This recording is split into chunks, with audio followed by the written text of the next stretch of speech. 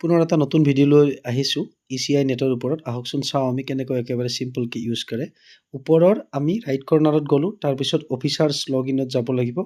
এতিয়া তলৰ অপশ্যনটোত যাব লাগিব, কণ্ডাক্ট অফ ইলেকশ্যন, তাতে ক্লিক কৰিলোঁ। তাৰপিছত PRO, বিশেষকৈ প্ৰিজাইডিং অফিচাৰসকলৰ বাবে, যিহেতু পুলিং ডিউটিত তেখেতসকলে যাব, গতিকে PROত ক্লিক কৰিব লাগিব। তাৰপিছত অলৰেডি মোৰ লগইন আছে, মই ইয়াতে অলপ ব্লাৰ কৰি দিছোঁ মোৰ নামটো। তাৰপিছত চাব ইয়াতে have you arrive at the polling station, এইটো মক ড্ৰিলৰ সময়ত কৰা হৈছিলে, গতিকে আপোনালোকে এৰাইভ বুলি দিব লাগিব। এইটো কিন্তু আপোনালোকে আগৰ দিনাই দিব লাগিব, মানে 9 তাৰিখ ইলেকশ্যন হ'লে 8 তাৰিখে দিব লাগিব। তাৰপিছত মক পোলত ক্লিক কৰিব, পিছদিনাখন এইটো 4:05 বজাৰ পিছত। য়েছ মক পোল ষ্টাৰ্টেড, যিহেতু মক পোল আপোনালোকে আৰম্ভ কৰিব 1.5 ঘণ্টা আগত, প্ৰায় 4:05 বজাত। আৰু কিমানজন পুলিং এজেণ্ট আছিলে ইয়াতে দিব লাগিব। চাওক, প্ৰথমে হেভ ইউ এৰাইভ বুলি দিব, আপোনালোকে সেইদিনাখন গৈয়ে দিব লাগিব 8 তাৰিখে। আৰু পিছদিনাখন 4:05 বজাৰ পিছত মক পোল ষ্টাৰ্টেড বুলি মানে ডাটাটো দিব লাগিব। ধৰক 5 জন আছে polling agent, mock poll completed য়েছ বুলি দিব লাগিব। হেভ ইউ ষ্টাৰ্টেড বুলি পিছত মক পোল কমপ্লিটেড হোৱাৰ পিছতহে কিন্তু দিব লাগিব। এইটো প্ৰথম ষ্টাৰ্টেড বুলি দিব, আৰু কমপ্লিট হোৱাৰ পিছত 5 জন ধৰক আছিলে, 5 জন দিলে আৰু কনফাৰ্ম কৰিব আহিব এই mock poll status updated successfully, এইটো হৈ গ'ল আপোনালোকৰ। তাৰপিছত আছে ষ্টাৰ্ট পুল, আপোনালোকে 7 বজাৰ লগে লগে ষ্টাৰ্ট পুলত গোটেইখিনি চিল কৰাৰ পিছত, CRC কৰাৰ পিছত, যেতিয়া ৰেডি কৰি ল'ব BU-CU গোটেইখিনি, তেতিয়া ষ্টাৰ্ট বুলি দিব। হেজ দ্য পোল ষ্টাৰ্টেড য়েছ বুলি দিব, মানে ভোট গ্ৰহণ আৰম্ভ হৈ গ'ল।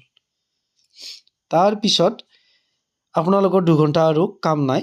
তাৰপিছত আপোনালোকৰ 7টাৰ পৰা 9টাৰ ভিতৰত 2 আৱাৰ্ছ ৰিপৰ্ট নহয়, এইটো আচলতে এইটো মানে যোগ হৈ যাই থাকিব।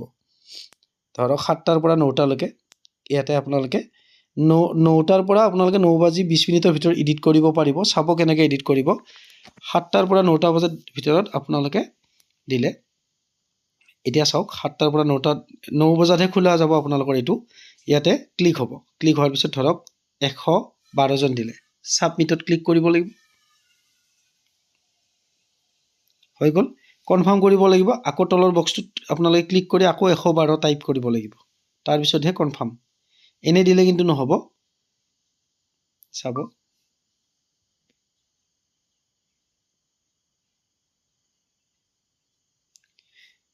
এতিয়া ইয়াতে আকৌ 112 ক্লিক কৰিব লাগিব, তাৰপিছত কনফাৰ্ম। গতিকে আপোনাৰ 7টাৰ পৰা 11টালৈকে কিমান ভোট হ'ল 112, এইটো আপোনাৰ ডাটা গুচি যাব।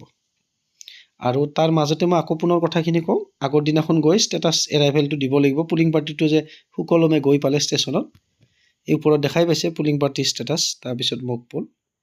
আৰু মই বহুতখিনি স্কিপ কৰি দিছোঁ, এইটো আপোনালোকৰ 2 ঘণ্টাৰ মূৰে মূৰেহে হ'ব। আৰু এপছটোত আপোনালোকৰ এটা এলাৰ্ম বাজিব, কিন্তু আপোনালোকে নিজাকৈ 5 মিনিট আগত এলাৰ্ম এটা দি থ'ব। ধৰক 9 বজাত দিব, বা 8:55, 10:55 তেনেকৈ। এতিয়া চাব, আমি 7টাৰ পৰা 9টালৈকে গ'ল, এতিয়া 7টাৰ পৰা 11টালৈকে কিমান হ'ম চাওক। কিন্তু আপোনালোকে কিন্তু প্ৰিজাইডিং ডায়েৰীত তাতে কিন্তু 7টাৰ পৰা 9টালৈকে 2 ঘণ্টাটো বেলেগকৈ লিখিব লাগিব, 9টাৰ পৰা 11টালৈকে 2 ঘণ্টাটো বেলেগকৈ লিখিব লাগিব। টোটেলৰ পৰা বিয়োগ কৰি দিলে ওলাই যাব। এতিয়া 7টাৰ পৰা 11টালৈকে আছে, আৰু মই এইখিনি এই কাৰণে অকণমান সময় দেখাই আছোঁ, আপোনালোকে যাতে ভালদৰে চাব পাৰে, সেইকাৰণে ভিডিঅ'টো অকণমান দীঘলীয়া কৰিছোঁ। চাব, এতিয়া 7টাৰ পৰা 11টালৈকে ক্লিক কৰিলোঁ, কিন্তু আপোনালোকে 11 বাজি যোৱাৰ পিছতহে ক্লিক কৰিব পাৰিব।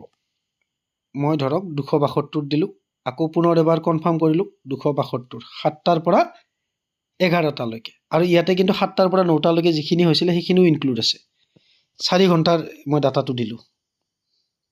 তাৰপিছত চাওক, আপোনালোকৰ আপডেট বুলি আহিছে, গতিকে 11 বাজি এইটো 7টাৰ পৰা 1 বজালৈকে মই দিছোঁ, একেই হ'ব, কিন্তু মই তথাপি আপডেটৰ বিষয়ে অলপ ক'বলৈ ওলাইছোঁ।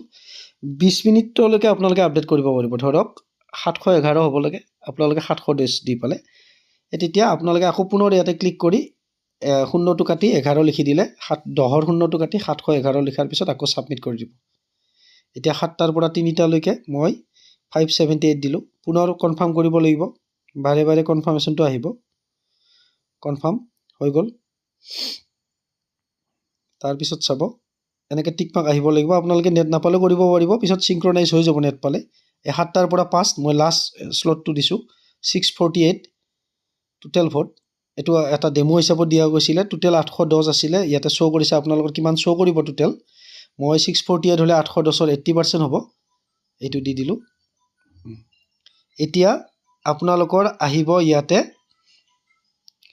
নাম্বাৰ অফ ইলেক্টৰ্ছ উইথ টোকেন্স মানে ধৰক 5 বাজি যোৱাৰ পিছতো আপোনালোকৰ ধৰক শাৰীত কোনোবা মানুহ আছে শ্লিপ দিব লগা হ'ল তেতিয়া মই ইয়াতে 0 বুলি দিছোঁ আপোনালোকে তাতে দিব লাগিব এতিয়া মই 0 দিলোঁ মানে মোৰ শাৰীত কোনো নাছিলে ঠিক 5 বজাতে মানে গোটেইবিলাকে ভোট দিবলৈ আহিছিল গতিকে কোনো লাইন নাছিলে শাৰী পাতি নাছিলে 0 দিলোঁ এতিয়া ক্লোজ অফ পুলত তাৰপিছত আপোনালোকে দিব লাগিব এতিয়া চাব টোটেল ভোটাৰ্ছ কিমান হ'ল 17 চিৰ লগত আৰু কণ্ট্ৰল ইউনিটৰ লগত মিলিব লাগিব টোটেল মেল কিমান টোটেল ফিমেল কিমান তাতে দিব লাগিব মই ট্ৰেন্সজেন্ডাৰো আছে ইয়াতে 6 বুলি দিছোঁ এইবিলাক EDC টেন্ডাৰ ভোট এইবিলাক আপোনালোকে 0 দিব সেইবিলাকলৈকে আপোনালোকে নাযাবই আপোনালোকে মেনেজ কৰিব থাকিলেও এইখিনি আৰু অপেন সিক্ৰেট বুলি ক'ব লাগিব তাৰপিছত গতিকে মই মাজতে আৰু এটা কথা কওঁ আপোনালোকে ECI নেটত গৈ ওপৰৰ ৰাইট সাইডৰ কৰ্নাৰত মানে তিনিডাল আছে তাতে ক্লিক কৰিব লাগিব অফিচাৰ লগইনত আহিব লাগিব তাৰপিছত প্ৰিজাইডিং অফিচাৰ লগইনত অহাৰ পিছতে আপোনালোকৰ এইবিলাক শ্ব' কৰিব তাতে পুলিং পাৰ্টি ষ্টেটাছ এইবিলাক মক পুল ষ্টাৰ্টেড পুলিং ট্ৰেন্স বুলি কওঁতে তাতে 7টাৰ পৰা 9টালৈকে 7টাৰ পৰা 11টালৈকে এইবিলাক আহিব এইবিলাক চাওক EDC 0 টোটেল টেন্ডাৰ্ছ ভোট 0 টোটেল মেল অভাৰচিজ এইবিলাক 0 দিব অভাৰচিজবিলাক 0 দিব টোটেল থাৰ্ড জেন্ডাৰ অভাৰচিজ তাৰপিছত লাষ্টত আপোনালোকৰ ছাবমিট আহিব এইখিনিয়ে কাম আৰু বেলেগ একো নাই ছাবমিট কনফাৰ্ম পুল এণ্ড মানে আপোনালোকৰ নিৰ্বাচন শেষ হ'ল পুলিং প্ৰক্ৰিয়াটো শেষ হ'ল দি দিলে তাৰপিছত এইখিনি এতিয়া আপোনালোকে দেখা পালে নে মোক পুলৰ পিছত ষ্টাৰ্ট পুল এইখিনি আছে গতিকে এইখিনি কৰাৰ পিছতে আপোনালোকে এতিয়া হয়তো তথাপিও আপোনালোকক হয়তো চেক্টৰে ফোন কৰিব পাৰে যে আপুনি আপডেট দিলে নে বা ডাটাটো কওকচোন 2 ঘণ্টাৰ গতিকে এইটো এপ ইউজ কৰিলে যে আপোনাক চেক্টৰে ফোন নকৰিব তেনেকুৱা নহয় আপুনি 2 ঘণ্টাৰ ৰিপৰ্টটো দিব লগা হ'ব পাৰে এইটো আপোনালোকে নোট কৰি ল'ব ধন্যবাদ